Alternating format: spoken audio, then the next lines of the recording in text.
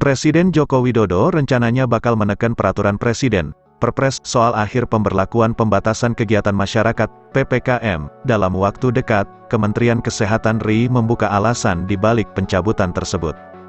Berdasarkan pemantauan data COVID-19 selama 8 bulan terakhir, level transmisi komunitas Indonesia menurut Organisasi Kesehatan Dunia, WHO, relatif aman, kerap berada di level 1, artinya, insiden kasus tidak melebihi 20 per 100.000 penduduk. Ia sebetulnya dasarnya karena pengendalian COVID-19 ini sudah 8 bulan terakhir hingga angka transmisi komunitas WHO memang betul-betul di bawah, kata juru bicara Kemenkes RI Muhammad Syahril saat dihubungi Detikcom. Kasus positif, kematian, maupun hospitalisasi. Jadi apabila ketiga angka itu terkendali penuh di bawah standar WHO, sudah aman. Lanjutnya, Syahril juga menyinggung hasil serosurvei tim Fakultas Kesehatan Masyarakat Universitas Indonesia, FKM UI, bersama Kemenkes RI yang menunjukkan antibodi amat tinggi di masyarakat, bahkan, melampaui 90% dari total penduduk yang dianalisis. Artinya, daya tahan tubuh di masyarakat sudah sangat terbentuk dan insya Allah sudah bisa menghadapi COVID-19 dalam bentuk varian apapun, sambung Syahril. Buktinya, menurut Syahril, lonjakan kasus COVID-19 di Indonesia tidak pernah lagi setinggi gelombang COVID-19 Delta hingga Omikron saat pertama kali diidentifikasi. Dan juga yang terakhir subvarian-subvarian itu dia tidak terlalu tinggi kasusnya dibandingkan Delta dan Omikron yang lalu, lanjut dia. Dengan begitulah harapan Bapak Presiden insya Allah nanti berdasarkan kajian yang telah disiapkan ini menjadi akhir dari PPKM, hanya saja status kegawat daruratan belum dicabut sehingga pemantauan pandemi COVID-19 di global masih kita waspada, pungkas dia. Juru bicara Satgas COVID-19 Prof. Wiku Adhisa Smito menjelaskan kemungkinan pemberlakuan pembatasan kegiatan masyarakat, PPKM, dicabut akhir tahun.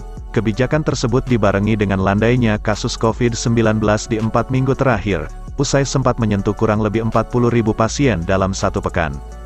Kasus positif dan kasus aktif sempat mengalami kenaikan selama 4 minggu di akhir Oktober kemarin di mana kasus positif mingguan naik dari 19.000 menjadi 46.000 kasus, terang dia dalam konferensi pers. Dengan rata-rata 6.500 kasus per hari, namun kenaikan ini tidak lama dan 4 minggu terakhir mengalami penurunan menjadi rata-rata 1.100 kasus per hari.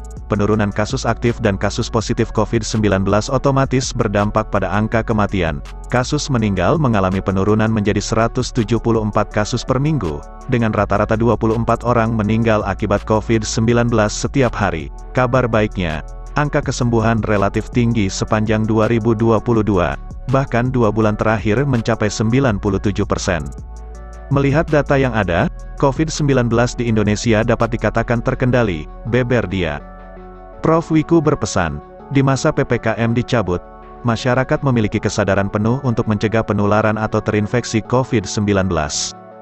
Meski Indonesia diakuinya sudah dalam situasi endemi COVID-19, secara global status pandemi masih belum dicabut. Perubahan kebijakan tersebut memerlukan kedisiplinan masyarakat dalam menjaga kesehatannya secara lebih mandiri agar transisi dapat berjalan dengan baik dan COVID-19 tetap terkendali di Indonesia, meskipun saat ini Indonesia sudah mulai masuk ke dalam situasi endemi, terangnya. Pemerintah tetap mengedepankan prinsip kehati-hatian dalam keputusan ke depannya, dilakukan dengan tetap mementingkan protokol kesehatan, vaksinasi, surveillance serta mementingkan komunikasi publik kepada masyarakat demi meningkatkan dan menjaga herd immunity tetap tinggi, pungkas dia.